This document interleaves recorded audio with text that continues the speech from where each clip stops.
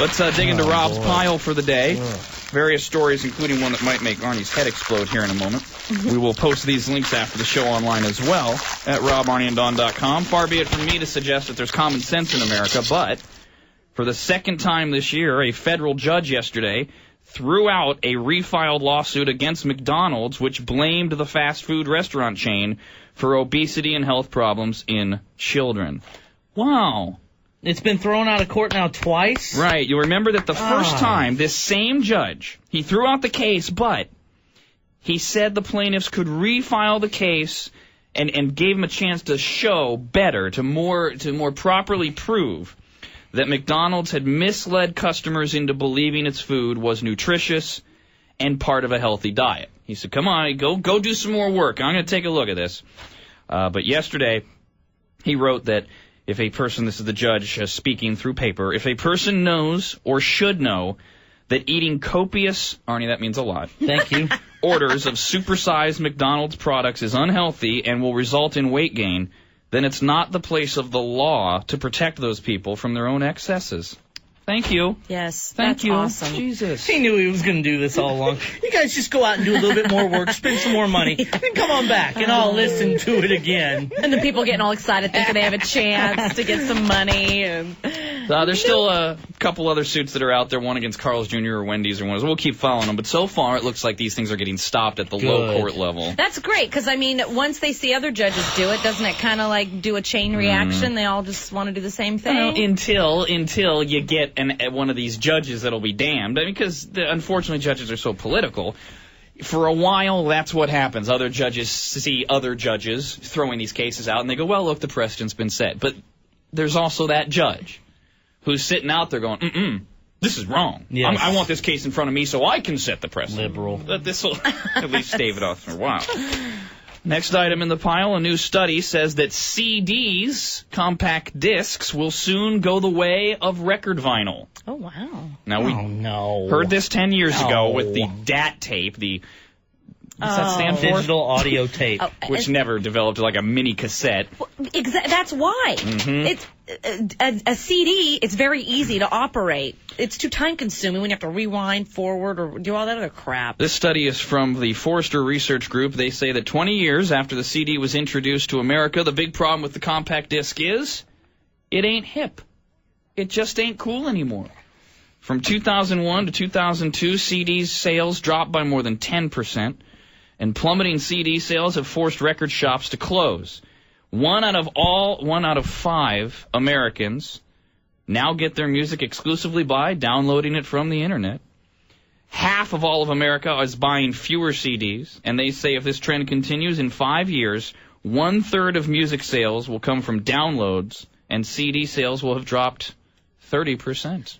Is it maybe because the music's really bad? It's possible. And secondly, people are looking for a way to get stuff for free? It's possible. You can't really get much of that for free on the internet anymore. They've put a lot of safeguards into that now. No, there's some good sites out there where you can buy downloaded music. And the cool thing is that you can get songs that you want.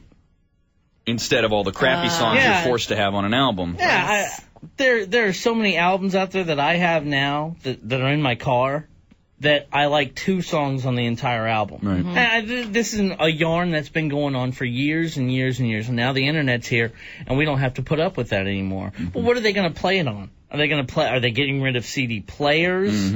Well, if this survey is right, one of the things they've talked about is that the future, 5 to 10 years from now, is that cars will change and houses will change. You won't have stereos in your home, and you won't have CD players in your cars. You'll have computers that do all of this stuff. This is a little bit of that Star Trek stuff, which makes everybody kind of go, not going to happen. But they're talking about basically you won't need stereo systems anymore. You'll have a computer. You'll have many computers in your home. Not in 5 years, but it will start in 5 years, in 10 years, 20. I mean, think now, if you can. It's 2003. Think how different your home is than the home that you left 15 years ago. In terms of all the innovations, and remember the microwave was a big deal. So that's what they're saying. I'm not necessarily getting on board, but the answer to your question, Arnie, is right now what we do is you download music and then you burn it onto a CD. Okay. So they're saying, let's kill that step. Let's start putting onboard computers in cars, eliminate, and a lot of cars already have that. And my car has something like 16 different onboard computers. What's another one, right? And it will have exclusively the ability to download, which, that's what we need when we're driving, is another distraction. Yeah, exactly. But we're getting rid of cell phones in this goddamn cell phones. It makes it more enjoyable when you're listening to music because, especially when you're taking a long trip driving, because that's so true what Arnie mentioned. You put in a CD, you've listened to 2 songs, now you got to scramble for another CD, and a lot of times you just want to put one in and keep it in for a while. Because really, how many times do you get a CD you like every song on there? No, never. Ever. Even the greatest hit CDs, they have a couple forkers. Yeah. Right. And that's their idea, is that, vision, as you're driving down the road, the ability to just kind of scroll down a list that you've already downloaded, or just press play, you've loaded it into a hard drive in your car, which you can constantly update. I don't mean to go off. Please. You bring up a great point. That whole greatest hits album thing. Who was given the right to put new music on greatest hits albums? I hate that. There's nothing worse than that. That's not a greatest hit. That's a new release. I get the marketing behind it, because it's a way to get a new song on the radio and sell your albums. Yeah, but that's crap. It is crap. You're right. C-R-A-P, crap. What I don't like is when you look at it and you're like, really, this was a greatest hit? It's like they sneak one in that was still an album cut that they are damned to let go of, and they're still trying to force down your throat as a band they really liked. Yeah. Because you're like, if this is a greatest hit and I love this band, I'm going to then love every song on here. No. And there's some obscure songs sometimes. And if you read the CD jacket that comes with it, they'll say it right in there. If they have, some bands, they put little comments by each song, and they'll say it. We included this song because this should have been a greatest hit. This is our favorite song. Well, so good for you. Screw you. You're going to listen to it. Yes, go ahead, Mike. Hi, Rob. I think I heard you touch on it a bit, but they already have, not CD players, but stereos for your car that have a hard drive right on them. You can just copy your favorite songs over. You don't even need a CD anymore. So it is already available. Do you get it through your car dealer or through electronic stores? Electronic stores. I've seen them around at the national chain. Wow. Well, so there it is. It's already starting. All right. Thank you, Mike. Next item in the pile. This one's for you, Arnie. Last week, a 12-year-old became a first-year medical school student at the University of Chicago, where he is the youngest ever to attend one of the university's professional schools. Not only is he going to college and medical school, he's getting his Ph.D. with his medical degree. Super. Which means he will graduate as a doctor at the age of 19. God, that is so awesome. He is from Chicago. Oh, he already graduated, by the way, in 3 years from Chicago's Loyola University. And he graduated summa cum laude, so it wasn't any BS. He has an IQ over 200, according to 7 different IQ tests he's taken. He is described as a typical 12-year-old. No, he's not. He's not a typical... I hate that. Goddamn typical 12-year-old is out playing ball with his friends, picking his nose, and throwing rocks at girls. Not attending Loyola College in Kumasulatro or whatever. And then going to medical school. I'm sorry. Most 12-year-olds don't go to medical school. You're typical 12-year-old. This 12-year-old is typical in these ways, says the article. He has a pet rabbit, and he sometimes squabbles with his little sister like all big brothers do. Right. He probably tries to dissect the rabbit in front of her. That's what he does, nerd. What else makes him typical? Was that... Is that all they could list? He likes baloney. He is a fan of Harry Potter as well. Oh, okay, he's super geek. Okay. Arnie. Well, obviously, if you're going to label someone a geek, a kid who's in college, a 12-year-old, is going to get that. He does wear glasses as well. Oh, really? Shocking. I don't think he's going to care how much people call him a geek with as smart as he is, and his bank account is already going to start piling up at the age of 20. Because it is all about money in Dawn's world. No. At school, the medical school he's at, he is described by his classmates as more of a little brother figure. His classmates tease him about finding a girlfriend. Aww. But they also go out of their way to include him socializing in their homes instead of bars. Remember, he's in medical school. That is so sweet. And choosing movies to watch that are rated no higher than PG so that they can all, as classmates, do. Oh, I would not let this kid hang out with me. If I'm going to medical school and I just got done doing a test on the epidermis or something like that, boy, it'd be drink 30. The epidermis, that's the skin. Yes, I know. That's the clinical name for skin. Excuse me, your epidermis is showing. Oh, my God. You're such a child. Born in Portland, Oregon, 12-year-old Sho Yano spent most of his early years in California, where his father now runs the American subsidiary of a Japanese shipping company. He lives in the university's family housing with his mother. You can't let a 12-year-old live alone. Yeah. I don't know how much he's going to drink. His mother originally came to this country from Korea to study art history. Oh, wow. Well, that gets you far. Some people it does. Some people end up opening museums and making a ton of money. Most cities open museums. There's not like Hal's House of Museums out there. There are people that own museums. Yes, museums are for the most part privately owned. Remember the big controversy when Giuliani before 9/11 was in office and he wouldn't give money as the city. He wouldn't give money to the museum because they were showing that was it the Virgin Mary being crapped on or whatever. And it's a privately owned thing. Yes, museums get public funding, but a lot of them are privately owned by groups and organizations. Well, then we need to stop publicly funding them. Well, I'm sick of that. That's crap. I don't want my tax dollars going to that. I want tax dollars going to police. Okay, well, that's been out there for about 15 years now as a topic. I'm glad you just stumbled onto it. Now you can formulate an opinion on it. Giving money to privately owned museums. Give money to me, then. This 12-year-old sister, by the way, is 7 years old and wants to be a cardiologist. So it runs in the family. Here's more on the 12-year-old medical student. Oh, that's great. He mastered a waltz by Chopin at 3 years old. He could play it.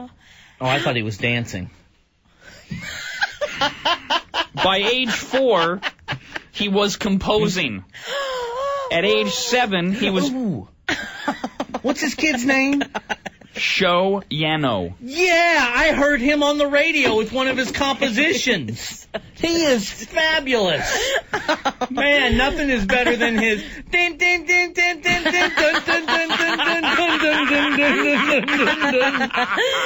How does one get so smart? Oh, they don't have a life. And by the way, if Arnie hasn't heard you on the radio, you are terrible. You are worthless. Damn right. Okay, he mastered a waltz at 3. By age 4, he was composing. At age 7, he was doing high school level work.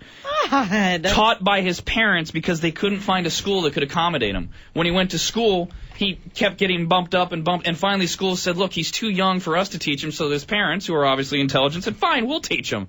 Age 7, he's doing high school work. At age 8, he took the SAT, which has a possible 1,600 points. At age 8, he got a 1,500. Started college at age 9. Big deal, he only beat me by 50 points. So he... Yes, but you were 24 when you took the SAT. Shut up. So he started college at age 9, graduated from Loyola at age 12, and now he's in medical school. He'll graduate with his PhD at 19. This is great. Ooh, I wonder if he and that other little kid... Who, Doogie Howser? No, the one that's traveled the world, Rob, and he already wants to be president someday. Yes. Maybe these two will be like neck and neck with each other. Future presidents.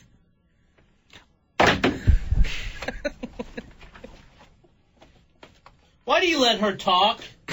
I mean, really. I am so not interested when she starts opening those flaps. Maybe they'll be neck and neck. Dawn, if they're that intelligent, they won't go anywhere near politics, I'm afraid. It's true. All right. Last item in the pile. We'll post all these stories online. I mean, seriously. At RobArnieandDawn.com. She's going to talk more. Can't we just say have a good weekend, everybody, and just go? Last story. I got this out of the San Diego paper while I was down there on vacation. San Diego, oh, I love it. So pretty there. I could move there in a second. I could live there forever. Steve Halleck and Sharon Kimmel are next-door neighbors for 6 years, and they hate each other's guts. Steve has called the police dozens of times, complaining about such things as Miss Kimmel's wind chimes being too loud and her failing to pick up her dog's droppings. This is such a big story. It made front-page news in the San Diego paper. Ms. Kimmel says Halleck is an overbearing busybody who tries to control everything and everybody's behavior in the neighborhood, and he's wasting the taxpayers' money with his complaints and now a lawsuit. Mr. Halleck is suing Ms. Kimmel, claiming that her behavior is a hate crime and has exacerbated his AIDS. Oh, Oh, gosh. The dispute began in 1997 on the first night that Miss Kimmel and her daughter moved into their house in San Diego. That evening, Mr. Halleck knocked on her front door and asked her to turn down the music. When Mr. Halleck thought the music was too loud again the next night, he didn't make another neighborly request, he just called the cops. Great. Good neighbor. Thus began the ongoing battle that includes accusations of illegal fence building, neglected dog waste, sprinklers that water more than they should, wind chimes that annoy the sensibilities, and voices that are too loud. Are these all complaints from him? Yes. Mr. Halleck contends that Ms. Kimmel built a fence in the back of her property that denies him access to a small strip of his land and says she's just too loud in general. I need it quiet. The trial, by the way, has started and is expected to last 2 weeks. Mental health professionals will testify that Mr. Halleck has poor personality skills, is overly sensitive, and always expects the worst from people. That he ruminates and stews about everything and has called city and county authorities dozens of times to complain about one thing or another that Ms. Kimmel has done. Over and over, by the way, the police say the complaints have come back unfounded. Well, but she could just turn down the radio if she knows that he's coming. Mm-hmm. What about the fence thing, though? That's yeah, good point. Ms. Halleck's lawyer will say, or I'm sorry, Mr. Right? Yes, Mr. Halleck. Rob. That's an easy mistake. Mr. Halleck's lawyer will claim that Ms. Kimmel goes out of her way to annoy and mock Mr. Halleck. After he complained about the wind chimes being too loud, she went out and bought 6 more. When he complained about music being too loud, she took the stereo into her front yard, pointed it at his house, turned up the volume, and left to go shopping. Well, you just kick it over then. I mean, come on. Arnie! Stop being a pussy. So just don't call the cops. Handle it yourself. Handle your business. What? You wouldn't do that. You'd shoot that stuff out. Hey, shut up! Clow! Boyfriend, go over there and kick it over. Mr. Halleck accuses her of being anti-gay. He says he suffers from AIDS and has overheard Ms. Kimmel making derogatory comments to her friends about him. Well, in the privacy of her own home, she kind of has the right to do that. I mean, it's not nice to do it in front of his face, and, you know, it's a very sad thing. But you can't make a complaint for what someone's saying in their own home, can you? Well, you're not supposed to be able to, but in this world, sure. I mean, this is if she's in her backyard, her property, and making these comments, this is no different than somebody who's in their backyard, their property, smoking, and we're now suing our neighbors for that secondhand smoke traveling into our backyard. People suck. Yeah, well, we know he does. Absolutely. Guys. The best of Rob, Arnie, and Dawn.